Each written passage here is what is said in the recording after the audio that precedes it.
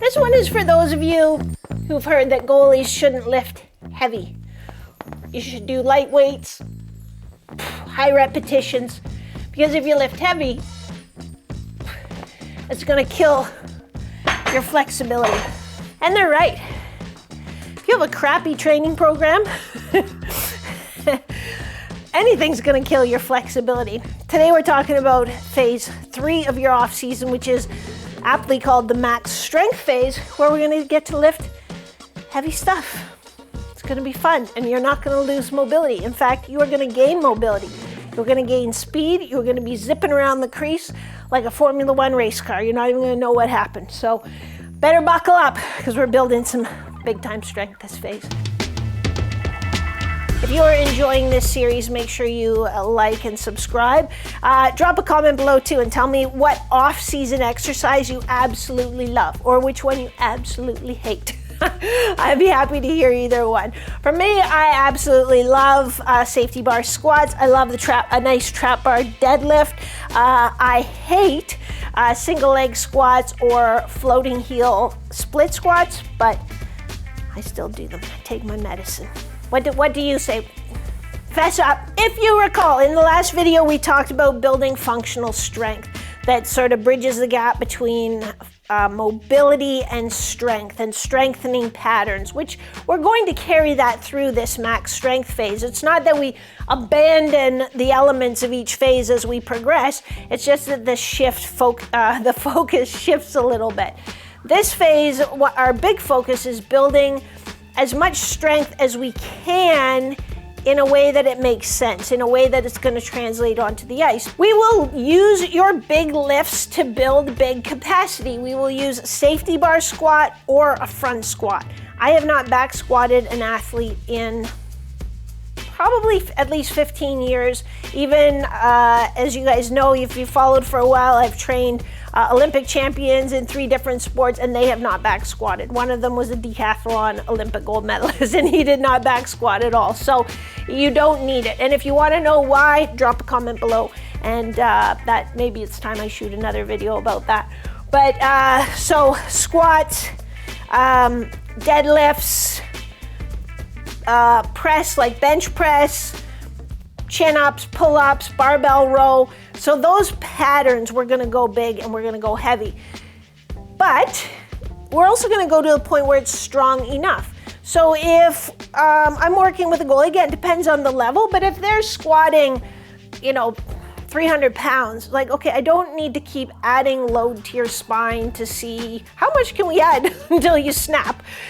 We don't need that. What are some other ways we can build max strength in this pattern? Well, we can do a single leg squat, and that actually requires balance and stability as well.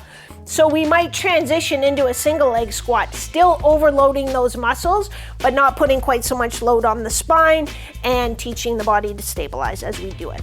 We're not just trying to make you a power lifter in this phase. Much as the title suggests we are, that's not the point. So even for deadlifts, we might go to a single leg dumbbell deadlift, contralateral landmine deadlift. There's different ways we can challenge these patterns but still make you nice and strong without just adding load. At the end of the day, the goal is to have you be able to drive with intent and purpose and precision from any position. So we're building this strength in these patterns, but we also need to use it in the outer ranges, in the awkward positions, from that half like kick safe to get back to where you need to be compact and stable and ready for the next shot. So let's go step by step through this, how we do this. For mobility, now we're working more outer range strength, outer range control, making those big reaches and getting back, creating a little bit of outer range power. So when you're in your low wide stance, teaching some power in that outer range. Strength, already covered that pretty well. We will do big compound lifts, so big squat pattern, big hinge pattern, big pull pattern, big push pattern. but then we're gonna accessorize that still with stabilizers, and some of those big exercises we're gonna transition into being more dynamically challenging. So single leg squats, single leg bottom up squats, contra landmine deadlift, those kinds of things. So although we're gonna be training in lower rep ranges, depending again on your age, experience, background, but somewhere in that like 3 to 6 rep range for the big compound exercises, but then we're gonna support that with accessory exercises for, you know, the hip stabilizers, core stabilizers, rotary stabilization, rotary power. Those ones are gonna be a little bit higher rep ranges still, a little higher speed, starting to transition towards some of that power application that we're really gonna emphasize in the next phase. For speed, this is always a really fun phase because we'll do some contrast training here. So we might do a heavy set, let's just say heavy set of safety bar squats. We might do 3 repetitions with a 2-0-1-1 tempo, but then we'll go right straight to maybe a dumbbell squat jump, or like a dumbbell squat jump for 3 and then set the dumbbells down and do just a body weight squat jump for 3. So that kind of contrast training where we're turning on and tapping into some of those high threshold motor units with the heavier loads, and then we're going to use them more dynamically. And that's a technique that we'll carry on again into the next phase. For power, we'll also make sure that we're getting some of our rotary power, some of our frontal plane power, so that we're able to snap our head and shoulders and have our hips come around with us. That's a lighter resistance, so it's not going to be heavy resistance, but working on that speed and using our torso and our hips together. Stamina in this phase is just nasty. I'm sorry. We will do some workouts, stamina workouts that are, again, ground-based, agility-based training that are just like survival mode workouts. You've probably heard me talk about these before. But these are the types of workouts that it's like no matter what your coach throws at you at training camp or a bag skate or whatever, you will be able to look back and be like, at least this isn't as bad as that thing I had to do last July.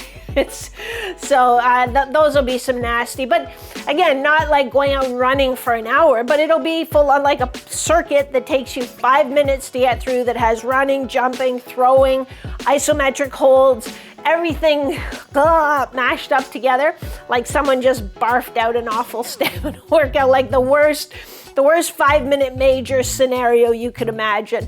And so now you'll be prepared. Anything else will feel like a cakewalk. And we don't do that, we don't even do that 2 times a week. So that might be once a week, once every 2 weeks that we would throw that in just as a special treat in July.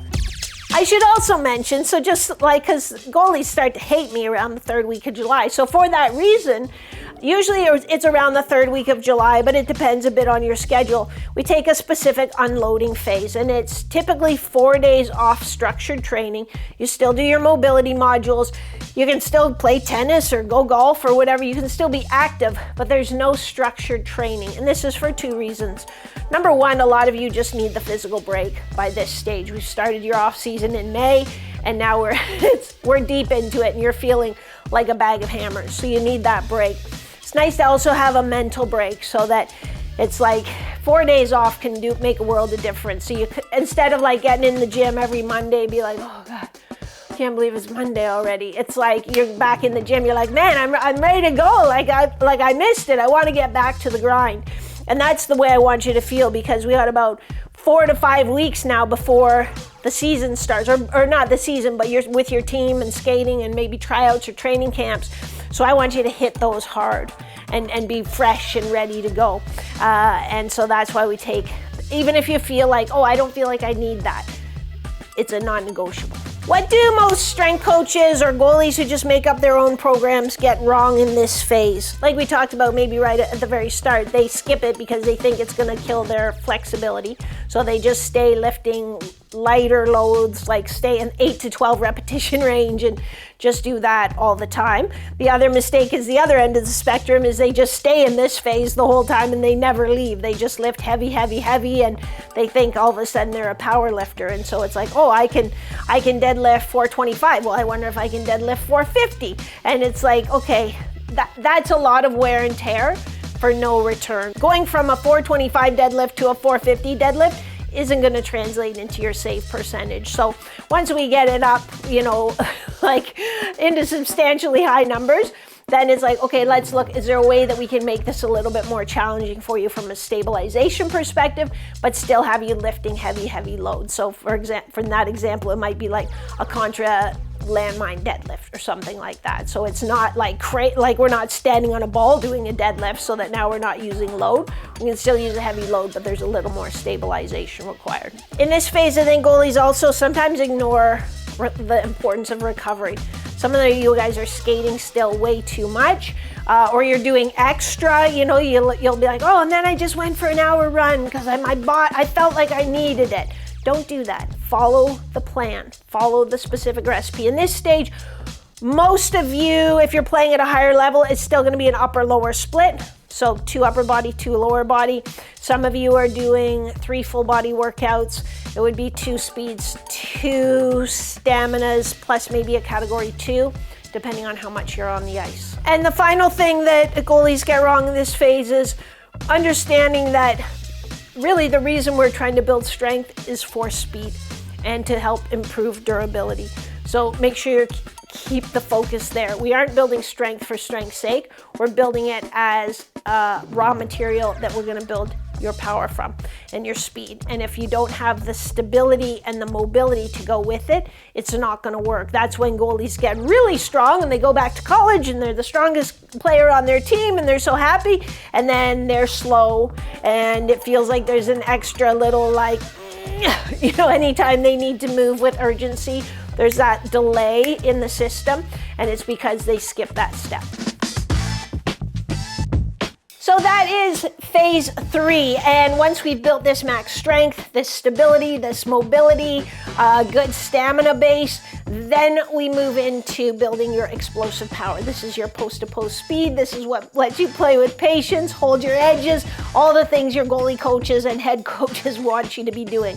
So that is in the next phase, but it's like it's like Monopoly. Like you do not get to pass go unless you've put all these bricks in place. The goalies that I work with, who always talk about just keep stacking bricks every day, stacking bricks, so that we can move on to that next level. So next episode in the series will be phase 4, which will be your peak power phase, which is where everything comes together.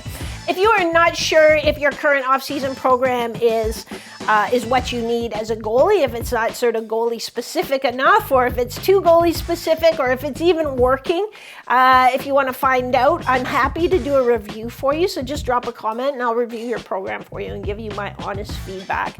If you are like watching these videos and you're like, no, my program is not doing this, and you don't have time to waste and you're just like, I better just get on a program that is going to work, check out the link in the description to see how we can work together, or some of my downloadable programs.